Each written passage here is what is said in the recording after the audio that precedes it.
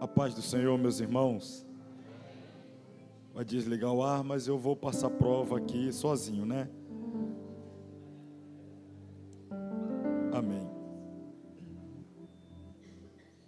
E vou pedir para dar uma melhorada no retorno, que aí ficando bom o retorno para mim, acho que consigo falar num tom de voz bom para os irmãos. Pois bem, meus irmãos, já vos cumprimentei com a paz do Senhor, não já? Ah, não quer demais, né? Então, paz do Senhor de novo. Chegamos hoje à nossa quarta epístola, quarta carta, melhor dizendo, das 7 cartas dirigida pelo Senhor Jesus às 7 igrejas da Ásia Menor, as cartas do Apocalipse, como nós chamamos. Hoje já foi feita a leitura introdutória, deixando-nos saber que falaremos sobre a igreja em Tiatira. E para esta leitura agora, depois os irmãos vão usar a referência bíblica do Apocalipse, nós usaremos, mas como já fizemos, então eu quero ler com a igreja nesse instante a segunda epístola do apóstolo Paulo aos Coríntios, capítulo de número 11.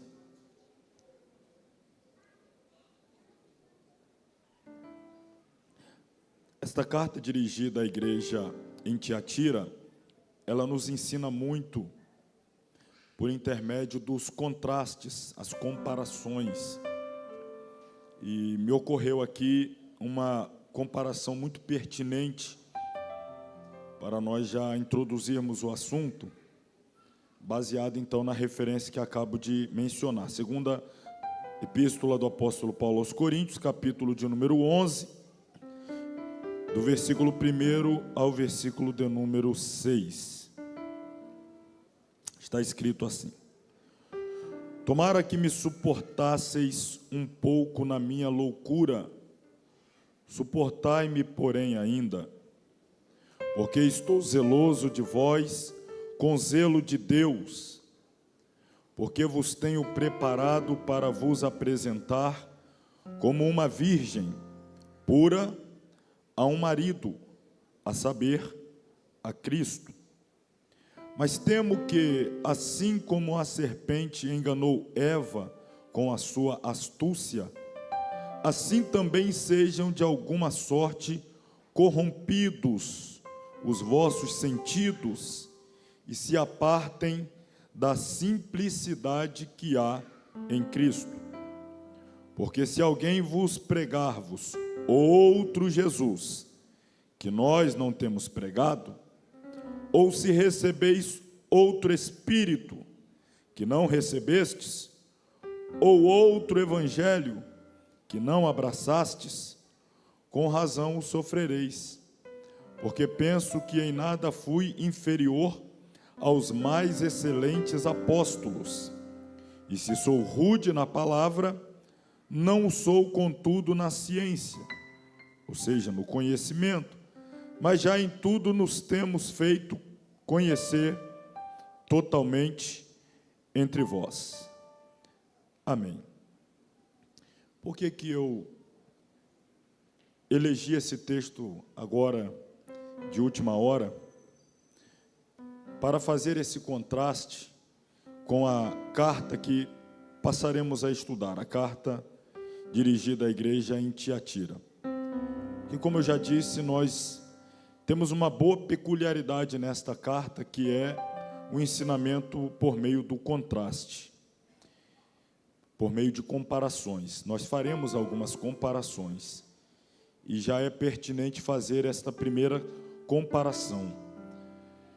O apóstolo Paulo, escrevendo à igreja em Corinto, a sua segunda carta, que na verdade era a terceira, uma destas se perdeu e por isso não entrou no cânon sagrado, mas ele demonstra toda a sua preocupação com aquela igreja situada naquela cidade, todo o seu zelo, toda a sua responsabilidade, sabedor ele que haveria de prestar contas sobre a qualidade espiritual e moral daquela igreja quando chegasse o momento de apresentá-la a Jesus. E Paulo sabia também que a cidade de Corinto oferecia influências muito negativas para a sociedade como um todo, e se a igreja não vigiasse, essa má influência da cidade poderia corromper a vida moral e, consequentemente, a vida espiritual da igreja que em Corinto estava localizada. E, infelizmente, foi exatamente isso que aconteceu. A igreja de Corinto se mostrou uma igreja moralmente corrompida. Apesar de ser dotada de tantas virtudes espirituais, mas como estava falhando em sua qualidade moral, é como um vaso rachado que aos poucos a unção estava indo embora, estava se esvaindo, estava se perdendo. A igreja de Corinto passou a ser uma má influência na cidade, não sendo capaz de influenciar, mas sendo influenciada, permitindo que os pecados da cidade, que na cidade eram tidos como normais, não como pecado, fazia parte do costume, da cultura da sociedade de Corinto, e a igreja começou a aceitar toda a sorte de pecados praticados na cidade dentro da igreja. Isso acabou normalizando dentro da igreja. Mas em momento algum, o líder daquela igreja, o apóstolo Paulo, em momento algum ele foi conivente, ou por que não dizer, a palavra-chave que nós vamos tratar aqui hoje, que é a palavra-chave quando se trata da igreja em Tiatira: tolerância. Paulo não foi tolerante com o pecado.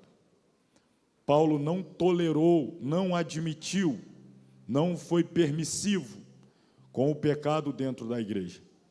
E aí é onde está o contraste. O pecado da igreja em Tiatira, o pecado da tolerância com o pecado. E a palavra da moda dos nossos dias é exatamente essa, não é? Tolerância. As pessoas dizem que devemos ser tolerantes com tudo, só não tem tolerância com a intolerância. Não podemos tolerar a intolerância. É o que dizem. Estou dizendo como a sociedade está elaborando a sua ideologia. Parece muito bonito. Tolerância, uma palavra nobre, um atributo muito pertinente a uma sociedade que queira viver pacificamente, harmonicamente. A gente está vendo o resultado daquilo que eles dizem ser intolerância religiosa, dificuldade de conviver harmonicamente em uma região, uma faixa territorial onde existem divergências culturais, ideológicas e, sobretudo, religiosas. Então, sempre o discurso, a tolerância. Temos que ser tolerantes. Não podemos ser portadores de verdades absolutas, porque isso marcava as sociedades do passado. Estou dizendo como falam na atualidade. Aqueles que querem corromper o conservadorismo cultural, o conservadorismo moral, o conservadorismo ético, religioso. Não estou falando de política não, irmãos. Estou falando de valores morais que querem destruir. E para isso ele diz: quem não admite a inclusão de outras formas de vida, de amor, aspas, muitas aspas, formas de amor, não é? Com muitíssimas aspas. Quem não aceita outras formas de amor, quem não aceita, e por aí vai, são intolerantes. Aí cria-se a política do cancelamento, patrulhamento ideológico. Se você levanta alguma bandeira ideologicamente contrária à bandeira da tolerância, você é um intolerante, você é um perseguidor do progresso da sociedade, que eles chamam do progressismo. E por aí vai, vão rotulando, vão enquadrando, vão perseguindo, vão criticando, vão cancelando, e a igreja vai, em alguns casos, ficando acuada e com medo de ser intolerante com muitas coisas e chega ao ponto de ter medo até de ser intolerante com o pecado. Esse é o último e o pior estágio. A igreja não se posiciona mais de forma radical, intolerante, intransigente com o pecado. Não estou falando com o pecador, estou falando com o pecado. Esse foi o grande problema da igreja em Tiatira. Feito essa brevíssima introdução, vamos falar um pouco da cidade de Tiatira, sua cultura, suas características, suas peculiaridades, para que a gente entenda melhor o conteúdo da carta. É sempre necessário entender a realidade cultural da época, geográfica, quando possível, histórica, não é? Tudo aquilo que remete os valores, princípios, etc., da sociedade da época. Então, fazendo isso, a nossa compreensão do conteúdo escriturístico é sempre muito mais ampliado. A igreja de Tiatira, a cidade de Tiatira era a menor cidade desse grupo das 7 cidades. Era menor, era menos expressiva, politicamente falando, financeiramente falando.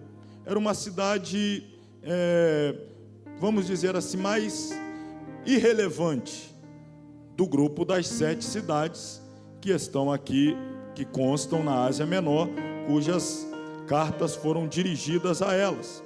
Mas tem algumas peculiaridades, ou tinha algumas peculiaridades, como por exemplo, era uma cidade marcada pelo comércio, era uma cidade comercial. O comércio era tão forte, era o carro-chefe, era a marca que distinguia Tiatira das demais cidades, que muitos estudiosos, não apenas bíblicos, mas até mesmo da história secular, acreditam que as grandes associações comerciais que hoje existem no mundo inteiro, das nossas cidades, na nossa cidade, associação de comerciantes, essas associações começaram exatamente em Tiatira. Ali nós temos o embrião desse sistema de fortalecimento de pessoas que lidam com comércio, com venda, compra, venda, negócios em geral, e então fortaleciam-se a partir da união ou da associação. Alguns usariam o termo sindicato, mas o termo mais apropriado, por ser comércio, seria exatamente associações comerciais. Em Tiatira, já nos tempos bíblicos, existiam, por exemplo, associações comerciais de carpinteiros. Quem lidava com carpintaria, fazia móveis, etc., tinham as suas associações, onde eram inscritos e davam algum tipo de ajuda para a manutenção daquela associação. Todos os carpinteiros tinham associações de tintureiros, tinham associações de fabricantes de tecidos. Tiatira era muito forte no comércio, na fabricação e no comércio de tecidos. E aí chama a nossa atenção, e eu gostaria de citar aqui um texto de Atos dos Apóstolos, capítulo de número 16. Se você for comigo, se for colocado aqui no telão, capítulo 16 de Atos dos Apóstolos, o versículo de número 14, vai fazer menção da primeira pessoa convertida ao Evangelho no continente europeu. O nome desta pessoa era Lídia, está ali. E uma certa mulher chamada Lídia, vendedora de púrpura da cidade de Tiatira.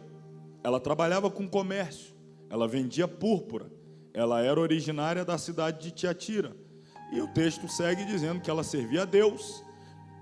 Lucas ali é quem está narrando, né? Mas falando do grupo dos missionários liderados por Paulo, nos ouvia, e o Senhor lhe abriu o coração para que estivesse atenta ao que Paulo dizia. Então ela se converte, e muito provavelmente, voltando a Tiatira, o evangelho cresce naquela cidade a partir da conversão de Lídia.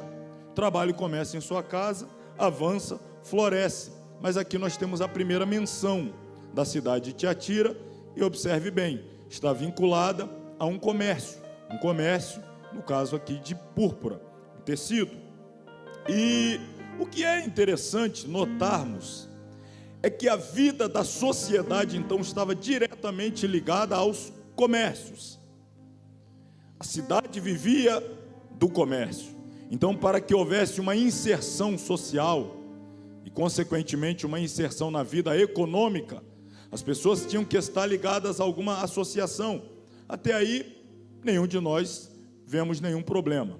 Mas o problema está no fato de cada uma associação tinha um patrono, e esse patrono não era um homem, era uma divindade, uma pseudo-divindade, uma divindade pagã, é óbvio. Então havia um Deus, D minúsculo, que era adorado e era o patrono, era reverenciado na associação dos carpinteiros. E todas as vezes que havia uma reunião na associação dos carpinteiros, que fossem discutir alguma coisa, pautar alguma questão para a melhoria daquela associação, obviamente havia também uma festa, havia um banquete, e todo o alimento que era oferecido era sacrificado e oferecido antes àquela divindade que era a patrona, o patrono daquela associação. Então, os carpinteiros tinham o seu, os tintureiros tinham o seu, e assim sucessivamente. Logo, quem desejava estar inserido na realidade comercial, social, econômica, precisava estar também vinculado a uma associação. E para isso, por vezes, teria que estar se envolvendo com esse tipo de liturgia cultica pagã. Não era apenas reuniões de negócios, não era apenas reuniões para tratar das questões comerciais seculares, mas toda a reunião começava com um culto e uma adoração à divindade que patrocinava aquela associação, e dentro do culto havia alimentos oferecidos àquelas divindades.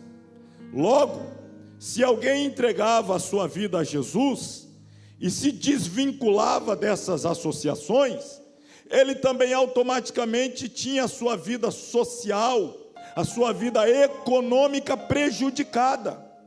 Ele começava a ficar marginalizado na sociedade, escanteado, olhado com maus olhos, tinha prejuízos financeiros, perdia clientes, perdia status social. Para manter a sua integridade e fidelidade, ele teria que abrir mão das suas economias, da sua clientela. Alguma coisa deveria ser perdido para poder continuar ganhando no âmbito espiritual. Perceba, não é diferente a realidade dos nossos dias, e não sou profeta do caos, sou profeta das Escrituras. A situação vai ficar cada vez pior.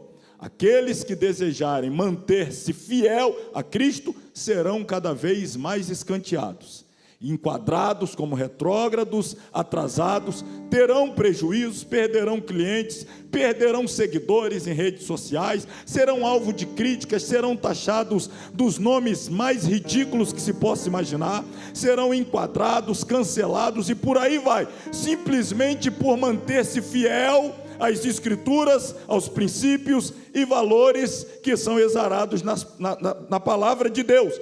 Quem desejar continuar mantendo a fidelidade a Deus, paulatinamente vai se perceber sendo isolado do restante da sociedade, vai se perceber sendo isolado socialmente, economicamente, em todos os aspectos, sobretudo ideologicamente.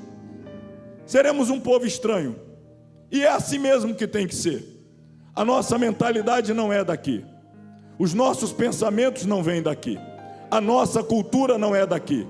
Aliás, nem nós somos daqui. Com todo respeito, porque eu entendo que tudo tem o seu tempo, Deus tem o tempo, inclusive, para encerrar, a trajetória da igreja na terra. Mas se eu fosse usar uma força de expressão, eu perguntaria, não sei nem o que a gente ainda está fazendo aqui, não é? Quem dera encerrasse de uma vez por toda a nossa jornada em glória por essa terra, para começar uma jornada gloriosa na terra que o Senhor foi preparar para nós. Me refiro à nossa casa, ao nosso lar, às mansões celestiais. Irmãos, nós somos estrangeiros, nós estamos em uma terra estranha, o nosso costume é estranho, a nossa alimentação é estranha, o nosso linguajar é estranho. Vocês sabem, eu já tive oportunidades de visitar outras nações. Talvez tenhamos pessoas aqui que também já tiveram oportunidade, ou pelo menos tem um parente, um amigo, um irmão conhece, sabe que é assim que funciona. Você chega em outro país, a comida dele é diferente, a língua é diferente, tudo é diferente, você tem que ficar ali esquisito. Não precisa muita coisa para o cidadão da terra olhar para você e já perceber: você não é daqui, você é de outro lugar. Você não fala da forma que eu falo, não se veste como eu me visto, não come o que eu como. É assim que o mundo deve olhar a igreja. O mundo deve olhar e dizer: vocês são estranhos, são esquisitos, não são daqui, não parece ser dessa terra. É verdade, acabaste de me elogiar, não sou daqui mesmo.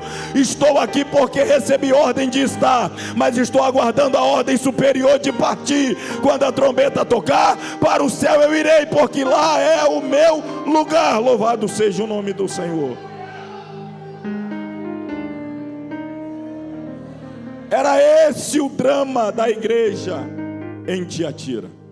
Não é diferente do drama dos nossos dias. Só que aquela igreja fez a escolha errada, e eu espero que nenhum de nós sigamos o mesmo exemplo.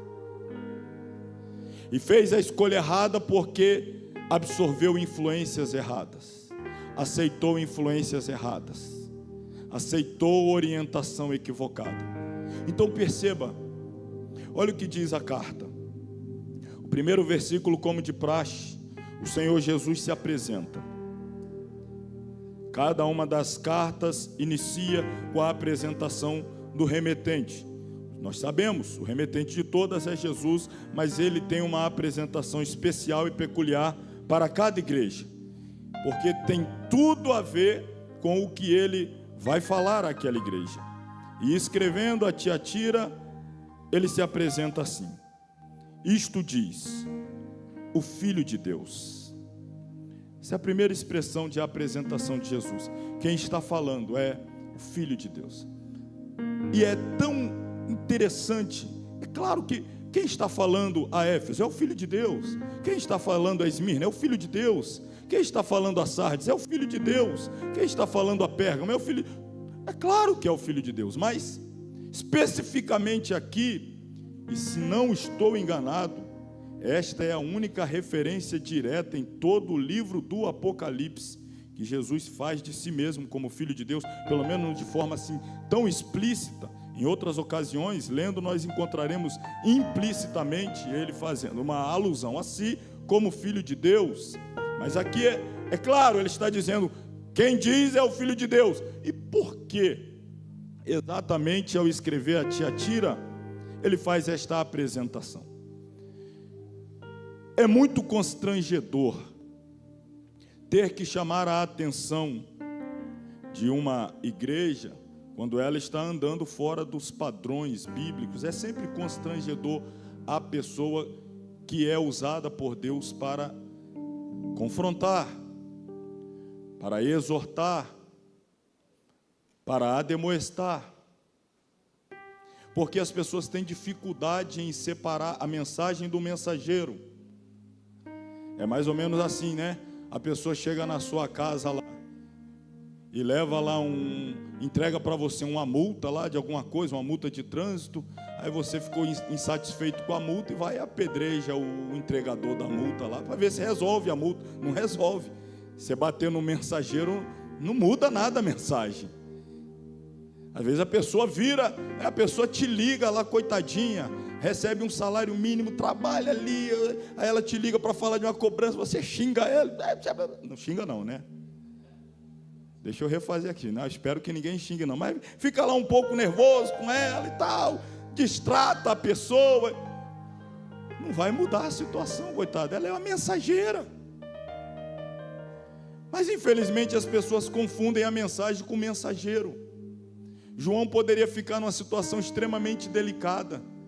E Jesus está dizendo, para que não haja nenhuma situação delicada para você, e fique claro quem está falando, comece escrevendo aí. Quem está dizendo aqui é o Filho de Deus. Quem diz é o Filho de Deus. Se alguém tiver que ficar incomodado, ficará com o Filho de Deus. Se alguém criar algum tipo de constrangimento com o que lerá, ele ficará com o Filho de Deus. Porque você é apenas o amanuense. Essa expressão significa aquele que empresta as mãos para escrever, mas ele não é o dono da mensagem. O dono da mensagem é o Filho de Deus. João só escreve, então escreva, João. Quem diz é o Filho de Deus. Aquele que tem olhos como chama de fogo, ou seja, eu vejo tudo, eu contemplo tudo, eu conheço tudo, eu sei de tudo, ninguém me engana, ninguém esconde nada de mim. E mais à frente nós veremos a capacidade de perscrutar do Filho de Deus é tamanha que ele chega a dizer: eu sondo os rins, as entranhas, os corações, eu conheço o pensamento, o sentimento, eu sei o que vai no mais íntimo de cada um. É por isso que eu tenho autoridade de falar. Quem fala é o Filho de Deus, o que tem olhos como chama de fogo, onisciente, os pés como latão reluzente. Isto fala de pureza, isto fala de santidade, isto fala de separação. O caminhar dele é puro, o caminhar dele é santo, e a igreja que quer caminhar lado a lado com ele, como noiva, que breve estará diante do altar, terá que andar também em passos puros, em passos santos, em passos íntegros. Não pode sujar os pés com o pecado, com a imoralidade, com as concupiscências. Precisa andar também em santidade. Aleluia. A apresentação já diz muito do que ele demanda desta igreja. Ele diz que ele conhece de todas, mas aqui ele diz: eu conheço mais profundamente, eu tenho um olho como chama de fogo. Os meus pés são semelhantes ao latão reluzente. Conheço as suas obras. E aí, irmãos, a lista de obra de Tiatira é uma lista das mais extraordinárias que nós podemos encontrar em qualquer igreja. Isto tem que se dizer. E Jesus, ele traz à tona as falhas, mas ele é justo. Ele revela também as qualidades, as virtudes. Existem cartas aqui que não há nenhuma virtude a revelar. O Senhor não tem nada de bom a falar da referida igreja, como veremos. Exemplo, Laodiceia. Existem igrejas que o Senhor não tem nada de mal contra ela o que falar, como a igreja de Esmirna, como vimos. O Senhor então não trouxe nenhuma repreensão. Ele é justo. Se tem algo de bom, é dito. Se tem algo de repreensível, dito é também. Ele vai dizer daquela igreja: conheço as tuas obras. E a primeira delas é caridade. Aí está, amor. Essa palavra é exatamente amor mesmo, mas amor ágape, amor sacrificial, amor de entrega, amor desmedido, amor de quem faz sem buscar retorno, sem querer algo em troca. Amor sacrificial, nesse nível, nessa qualidade. Jesus, olhando aquela igreja, diz: eu encontrei no meio de vocês manifestação do amor na sua mais pura essência, o amor ágape. Eu conheço o seu amor. Eu sei que vocês têm serviço. É uma igreja que trabalha, não é uma igreja preguiçosa, não é uma igreja que se esquiva de sua responsabilidade. É uma igreja que assume, faz, que cumpre serviço, fé. Conheço a sua fé. Uma igreja que crê, que acredita em Deus, em Jesus, no sobrenatural, tem fé. Irmãos, volto a destacar: quem está falando isso é Jesus. O critério dele é perfeito. Não sou eu que estou dizendo que aquela igreja é uma igreja de fé. É Jesus que está dizendo: eu conheço a fé de vocês. Está recebendo louvor no quesito fé do próprio Jesus. Está recebendo uma nota de louvor no quesito amor do próprio Jesus. Está recebendo nota 10 quando o assunto é serviço do próprio Jesus. Conheço a tua paciência. Fé, paciência, que também é esperança. aguardar com esperança. Paulo diz, né? No final restaria a fé, a esperança, o amor, e o maior é o amor. Essa igreja tem amor, essa igreja tem paciência, esperança, essa igreja tem fé. E olha mais uma vez o ensino por meio do contraste ou da comparação. Quando nós estudamos a epístola dirigida, ou a carta dirigida à igreja de Éfeso, a crítica àquela igreja foi a seguinte: conheço as tuas obras, e eu sei que as tuas primeiras obras, dizendo a Éfeso, são maiores do que as primeiras. E via de regra é assim mesmo que acontece com todas as igrejas. A maioria de nós, agora falando de forma individual, começamos com mais empolgação, com mais dedicação, com mais entrega, e ao longo dos anos, ao longo do tempo, nós vamos arrefecendo, diminuindo as atividades, as obras, o serviço. Não deveria ser assim, mas sendo pragmático, é assim que acontece na maioria das igrejas. Tiatira consegue ir na contramão. Ele diz dessa igreja: as tuas últimas obras são mais do que as primeiras. Você está numa crescente, evoluindo, não está regredindo. É como aquela igreja que entra o ano, coloca uma meta a ser alcançada. Coloca a meta, tá? Não deixa a meta em aberto para alcançar a meta e dobrar a meta, não. Coloca a meta. Aí quando atinge a meta, aí sim, batemos a meta, tinha meta. Aí no outro ano coloca uma meta maior, bate a meta de novo. Estou falando de metas espirituais. Nós vamos ganhar alma, nós vamos batizar tantas pessoas, nós vamos orar para Jesus batizar tantos com o Espírito Santo, e nós vamos avançar na obra missionária, e nós vamos abrir frentes em tal lugar, nós vamos ampliar o número de congregações. Iam colocando metas, finalizava o ano, batemos a meta. E agora o próximo ano, vamos botar uma meta maior. E fazia mais, e no outro fazia mais, e no outro fazia mais. E Jesus está dizendo: eu conheço, as suas obras são crescentes, as últimas são muito maiores do que as primeiras. Vocês estão avançando, evoluindo, progredindo. Seja sincero, irmão, de quantas igrejas nós poderíamos dizer isso? Quantas igrejas poderiam ser elogiadas pelo seu amor, pela sua fé, pela sua paciência, pelo seu serviço e pela intensidade, não apenas constância. Seja firmes, constante, abundante na obra do Senhor. Não apenas constante, que já é desafiador manter a constância, mas além de constante, abundante, avançar, evoluir, progredir. Essa igreja conseguia, tinha essas qualidades. É Jesus quem está falando. Mas aí chega o versículo de número 20, e começa com essa, se não estou enganado e me lembro ainda da língua portuguesa, é uma tal de uma conjunção adversativa. É isso mesmo? Se tiver algum professor aí, corrija ao vivo aqui, eu quero aprender.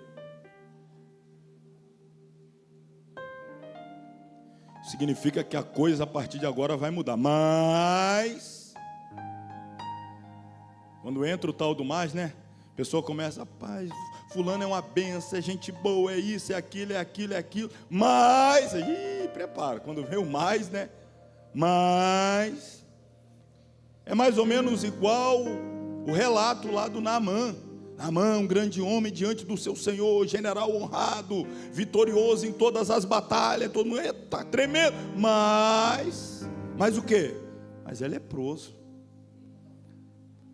Então, quando vem o mais, é aquele balde d'água gelada, aquele joga. Jesus está falando: a igreja é isso, a igreja é aquilo, a igreja é isso, a igreja é aquilo. Maravilha! Mas, porém, contudo, não obstante, olha o que ele diz. Na maioria das nossas traduções aqui, que usamos a revista corrigida, como a minha, diz: tenho contra ti. Mas a revista, essa é corrigida fiel, que aqui projetada está, diz assim: poucas coisas tenho contra ti. E é o mesmo princípio que vimos em estudos passados. Poucas coisas. Mas poucas coisas é o suficiente para colocar um prédio abaixo. Poucas falhas, poucos erros, pouco erro de cálculo é o suficiente para colocar a ruir todo um edifício. Está sendo construído com amor, com dedicação, com fé, com paciência, mas a base tem um erro.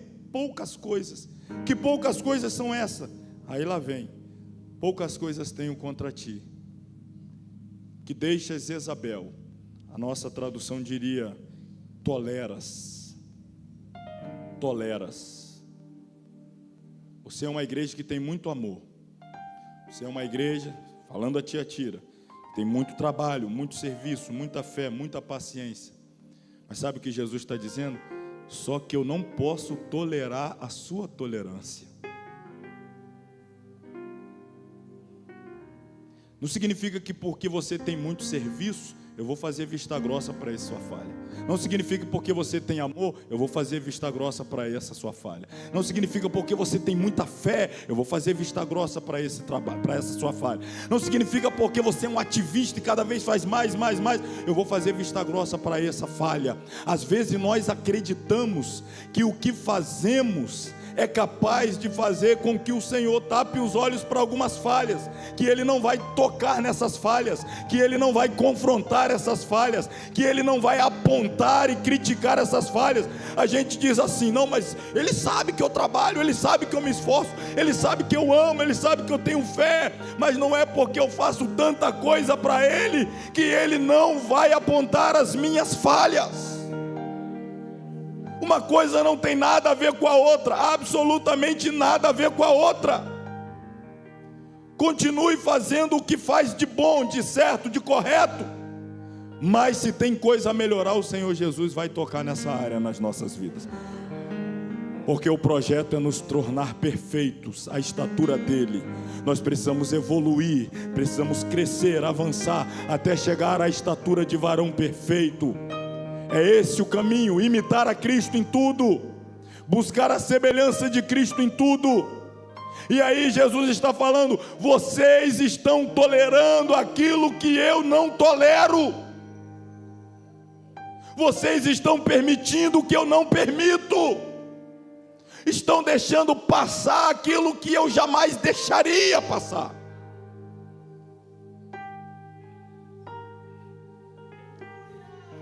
Tenho, porém, contra ti.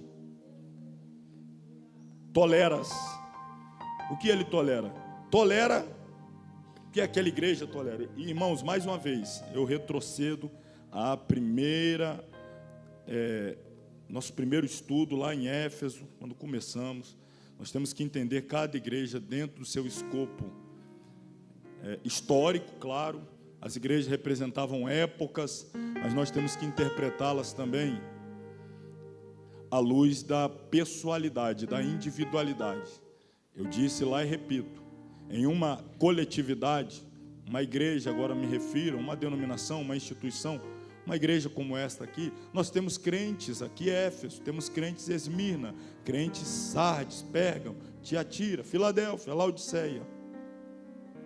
Nós precisamos analisar a nossa vida, cada um analisando a sua. Não é analisar do irmão que não veio, que faltou, que está no banco de trás. Cada um tem que analisar a sua.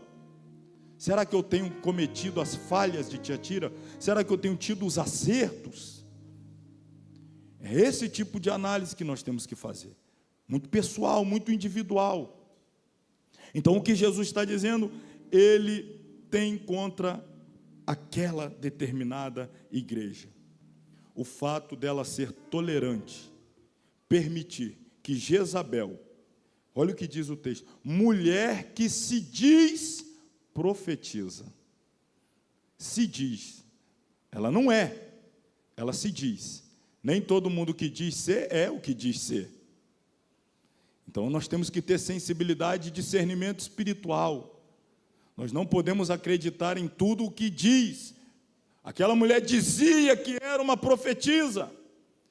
E aí Jesus não está tirando ou eximindo a coletividade, a igreja, e o anjo da igreja, a liderança como um todo, não está eximindo da culpa, como se dissesse, não, mas é porque ela dizia que era. Não, nós temos que ter discernimento, nós temos que ter os nossos olhos, nossos sentidos espirituais bem aguçados para conseguir discernir quem é de fato e quem não é. Aquela mulher dizia ser profetisa, e aí ela tinha, muito provavelmente, todos os comentaristas assim concordam de forma unânime, era alguém que tinha acesso, se fôssemos dizer hoje, a púlpito, Ou seja, ela tinha livre acesso a ensinar a igreja, a doutrinar a igreja. E Jesus está dizendo: eu tenho contra ti que você tolera que esta mulher, que se diz profetiza, ensine e engane os meus servos. Olha que coisa interessante, Jesus está dizendo: eu tenho contra ti que vocês toleram, não só o pecado dela, mas está dando a ela acesso aos meus servos, para que ela reproduza no meio dos meus servos o pecado que já domina a vida dela. Ela passa e ensina, e através dos seus ensinamentos, conduz os meus... Irmãos, Jesus tinha servos naquela igreja, ele sempre tem remanescente em todo lugar. Olha como ele se refere: os meus servos estão sendo enganados, estão sendo iludidos, estão sendo levados ao erro, ao pecado. Por quê? Porque alguém está sendo tolerante, permissivo, dando a Jezabel a prerrogativa de ensinar os meus servos, e ensine a eles a fazer o quê? A se prostituir e a comer dos sacrifícios da idolatria. Já foi abandonado pelo... Toca aí, pastor Vanderlei. Então pode ser o Obadias mesmo. Vamos voltar lá ao início da cultura da cidade. Vamos voltar ao início da cultura da cidade, para a gente entender o que está de fato acontecendo aqui. Eu disse que aquela cidade era uma cidade comercial. A história mostra isso. Haviam as associações. Cada associação tinha uma divindade pagã como patrono. Toda a reunião das associações tinham comidas sacrificadas, oferecidas àquelas divindades pagãs. Quem desejava se inserir na sociedade, prosperar economicamente, ter um status social, ascender socialmente, tinha que participar de alguma daquelas associações e, por implicação, participar do culto, da liturgia, que passava exatamente pela alimentação, o comer de alimentos oferecidos àqueles ídolos. A igreja tomou uma posição, a princípio, assim entendo, de manter-se fiel.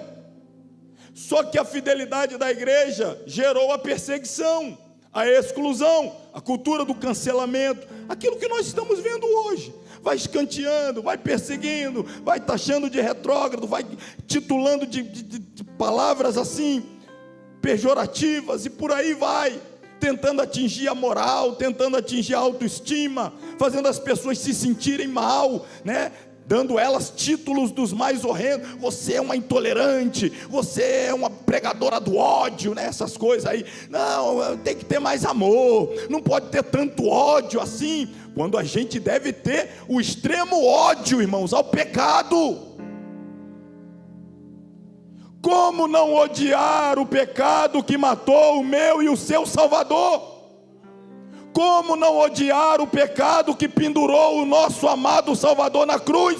A igreja precisa ter ojeriza ao pecado, não pode ser complacente, não pode ser condescendente, não pode ser tolerante. Se o nome disso é discurso de ódio, então pregaremos ódio ao pecado. Ou você acha que tem que ser diferente?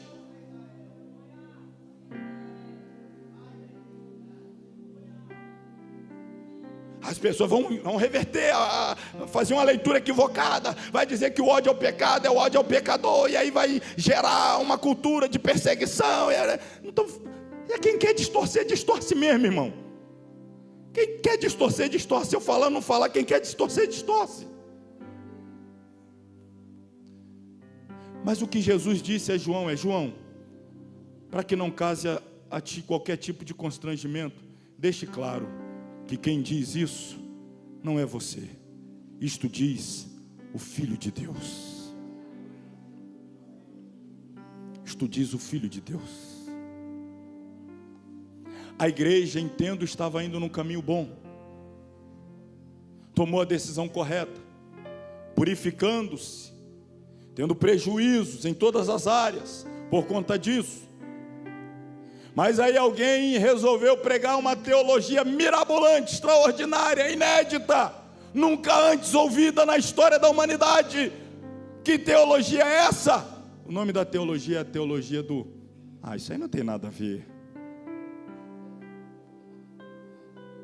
Isso não tem nada a ver. O que tem a ver? Sermos crentes em Jesus e participar lá.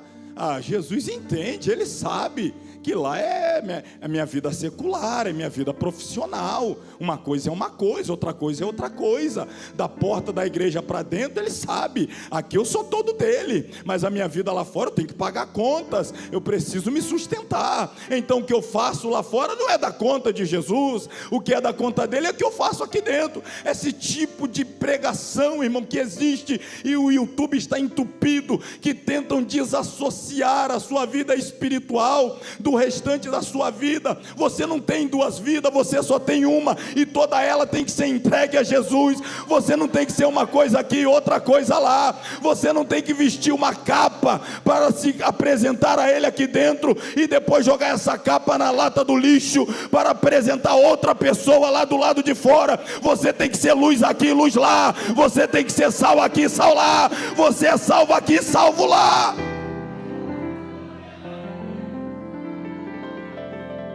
A pregação desta mulher, o ensino dela, o engano dela, levava os servos. Então a expressão servo, eu entendo aqui, eram fiéis, eram zelosos, tementes, desejosos de andar dentro da doutrina, das Sagradas Escrituras, dentro da revelação.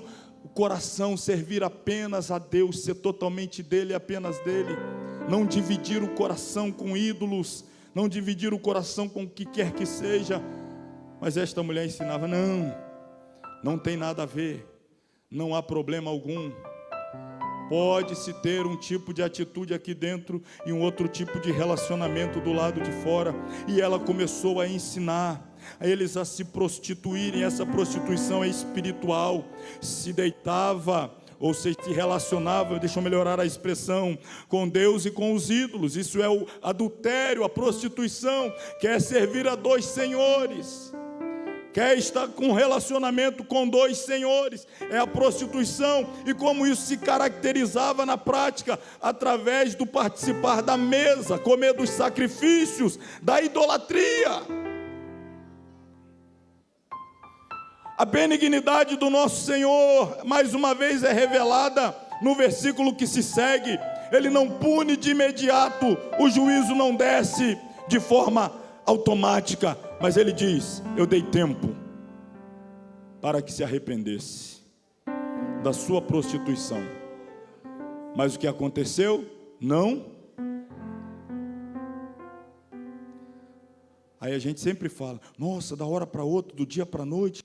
Não é da hora para outra, não é do dia para a noite. O Senhor está dando tempo, está dando oportunidade, está falando, está dizendo: rompa alianças, rompa relacionamentos. O Senhor já tem falado no seu coração, já fala através de profeta, talvez já esteja falando com alguém aqui em sonhos. Você está incomodado o lugar onde você trabalha, a amizade que tem, o tipo de conversa que tem, os relacionamentos nas redes sociais, a troca de conversa que tem. Você já está sabendo que isso não é o seu ambiente. O Espírito Santo já falou o seu coração. Os hinos tocam você e você entende que está fazendo a coisa errada. A pregação diz, e mais uma vez hoje ele fala com você. O que é isso? Ele está dizendo: eu estou dando tempo para você romper as alianças que te afastam de mim, para você romper esses compromissos que você firmou, que estão roubando a tua santidade, a alegria da salvação. Você não é mais um crente alegre, avivado, que tem facilidade de sentir a presença de Deus. E quando tudo isso começou, quando você entrou nesses acordos, quando você firmou esses contratos, quando você começou com essa amizade, quando você entrou nesse namoro, tudo mudou quando você fez essa aliança. E ele está dizendo: eu estou dando tempo para você desfazer tudo, voltar para mim, porque eu quero você por inteiro. Aleluia, amado.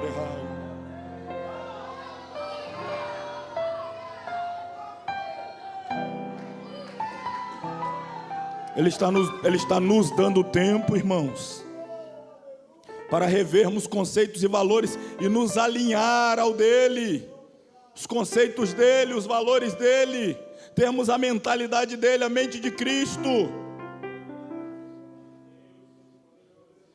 Se você usa desculpas para as alianças, escusas que faz, é para me sustentar, é porque eu preciso pagar contas, você não percebe que indiretamente está dizendo que não confia, que tem um Deus capaz de suprir toda a sua necessidade, e você precisa usar meios escusos para cuidar de você, porque você tem um Deus que não cuida de você. É isso que você está dizendo?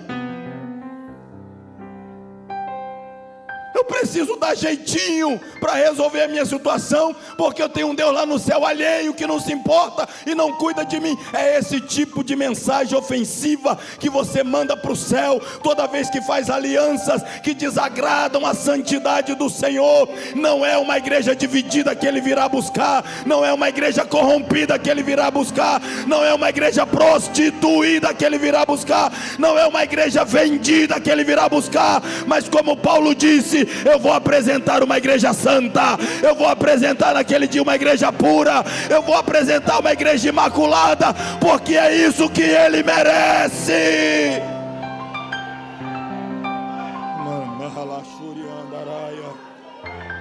Glória a Jesus, glória a Jesus, glória a Jesus. Te dei tempo para que se arrependesse, não se arrependeu.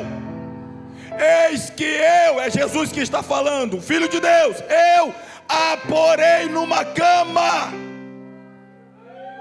Não tem muitos dias que estávamos aqui na madrugada de oração, para não ser, talvez não venha ao caso eu citar a fonte a qual o Senhor Jesus usou, mas o Senhor Jesus falou aqui na madrugada, na oração, queria colocar pessoas na cama. Foi ou não foi, pastor Elias? Que diz que não tem tempo para Deus, vive num corre-corre, afastado de Deus, está com a sua vida espiritual tão embaraçada. Aí o Senhor falou aqui, alguns eu vou ter que colocar na cama, para ter tempo, refletir. Isso ainda é demonstração de amor. Ele está falando, a pessoa não está ouvindo aqui, quem sabe lá na cama ele ouve lá. Talvez aqui, sentado aqui, ouvindo o pregador aqui não, mas quem sabe lá com o celularzinho na mão, vendo aí pelo YouTube. Aqui não dá um glória, ela vai chorar, eu queria estar lá na igreja agora.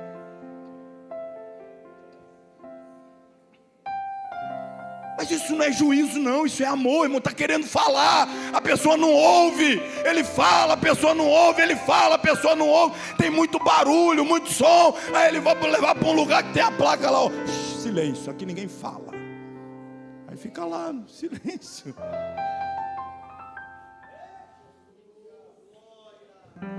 Eis que a porei numa cama, e sobre os que adulteram com ela virá grande tribulação. Olha só a bondade dele. Se, ainda tem uma oportunidade, hein? Isso é se não se arrependerem das suas obras. Ainda tem um escape, ainda tem uma oportunidade, se arrepender. Aí vem o último estágio, ó, ferirei de morte. Ele fala, torna a falar, chama ao arrependimento, põe na cama, ferirei de morte. Qual desses estágios nós estamos? No que ele fala 2 vezes, 3 vezes, 4 vezes?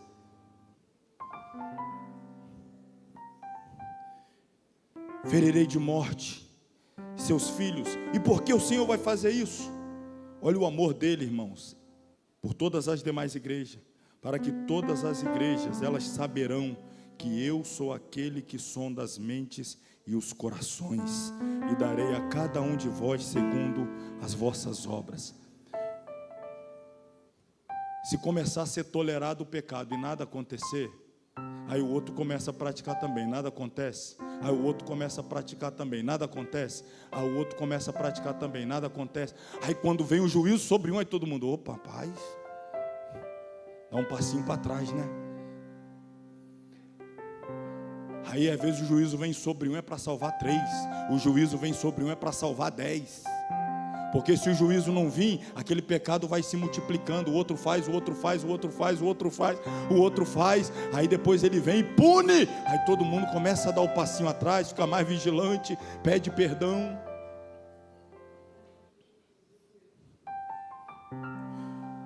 Encerrando já, irmãos. Mas eu vos digo a vós e aos restantes que estão em Tiatira. Eu disse, a Bíblia diz, mais uma vez digo então, o Senhor sempre tem os seus remanescentes. Ele diz a todos quanto não tem esta doutrina. Que doutrina? A da mistura. Que doutrina? A das alianças escusas. Eu digo a todos que não conheceram, como dizem, as profundezas de Satanás. Ele chama essa mistura, essa idolatria, esse adultério espiritual, as profundezas de Satanás. A esses ele diz, outra carga não porei. Mas os que são fiéis, o que tendes, retende-o, continue firme até que eu venha.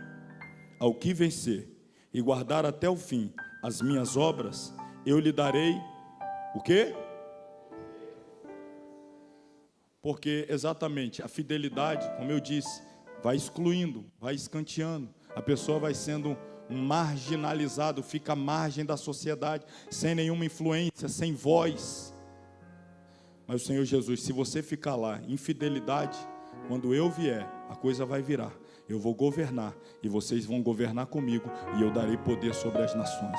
Se vocês não se dobram aqui, vocês governarão comigo lá. Mas se vocês se dobrarem às corrupções que regem as nações hoje, vocês perdem o direito de governar comigo. Então seja escanteado, seja perseguido, seja caluniado, seja difamado por essas nações, esses povos, esse sistema, para que naquele dia, quando ele vier, possamos reinar com ele. Foi ele mesmo que disse que nós não deveríamos esperar coisa diferente. Se perseguiram ele, que é o mestre, o Senhor, o que não fariam de nós? Se disseram dele o mestre, o Senhor, chamaram ele até de Beelzebu, disseram que ele operava por demônios, que tipo de calúnia não levantarão de nós? Mas se nós tivermos a consciência limpa diante de Deus, o coração puro diante de Deus, a nossa integridade ilibada diante de Deus, a nossa santidade intocada diante de Deus, logo a trombeta tocará e as coisas mudarão.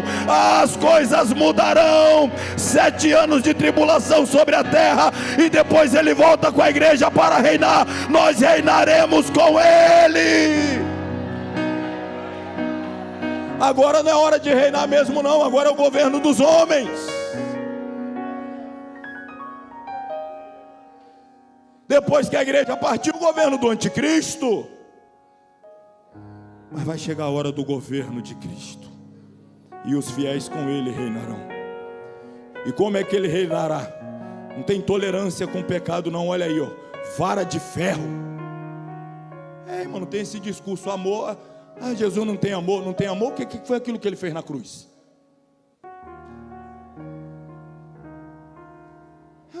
Não tem amor? O que foi aquilo lá na cruz? Aí quando vir para reinar, quando vier para reger, para dominar, para governar, aí não tem amor. Ele demonstrou o amor dele, explodiu de amor, superabundou em amor. O amor dele alcança todos. As pessoas o rejeitam, as pessoas o desprezam, as pessoas zombam, ridiculariza, faz piada. Ele regerá com vara de ferro, serão quebradas como vasos de oleiro, como também ele diz, recebi do meu Pai, dar-lhe-ei a estrela da manhã. Encerro como encerra a carta. Quem tem ouvidos, ouça o que o Espírito diz às igrejas.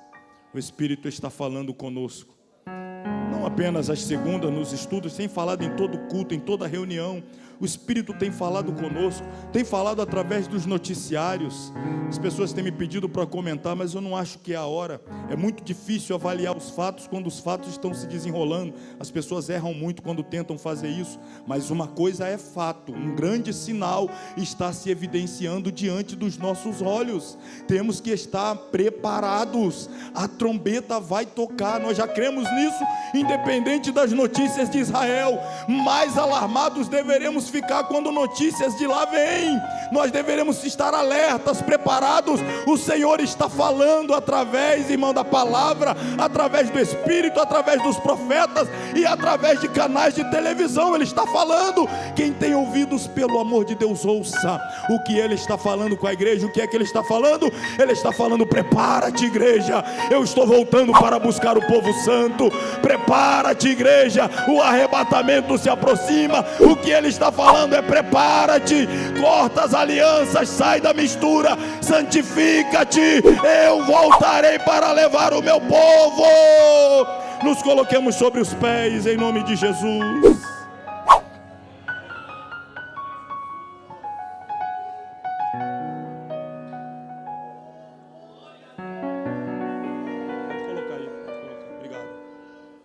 Glória a Deus.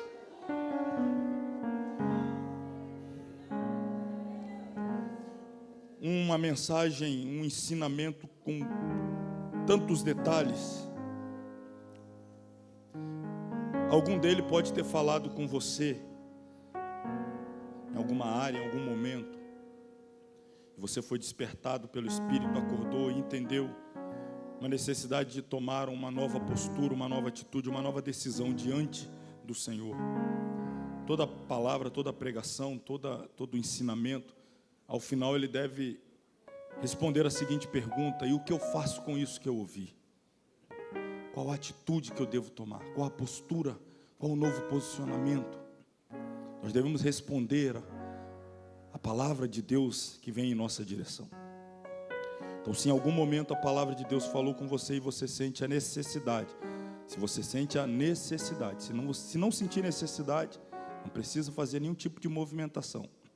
Mas se você sente a necessidade de fortalecer algum tipo de vínculo que você percebe que está aí arranhado, está passando por um momento de prova, de tentação, e você quer fortalecer esse vínculo com o Senhor, ou clamar a Ele que te dê força para você não entrar em nenhuma cilada, não entrar em nenhum caminho do qual depois venha se arrepender, venha atrapalhar a sua vida espiritual, venha resultar em frieza, em problema para você, para sua casa, sua família. Se você sentir necessidade, como já fez aqui o irmão Obadias, tocado pelo Espírito Santo, se você sentir necessidade, venha, faça com Deus, com o altar, com o céu. Diga: me ajuda nessa área, me liberta nessa área, me fortalece nessa área, me ajuda a dizer sim nessa, não nessa, me ajuda a me santificar mais. Responda a palavra, o que a palavra falou com você, dê uma resposta a ela. Glória a Deus, glórias a Deus.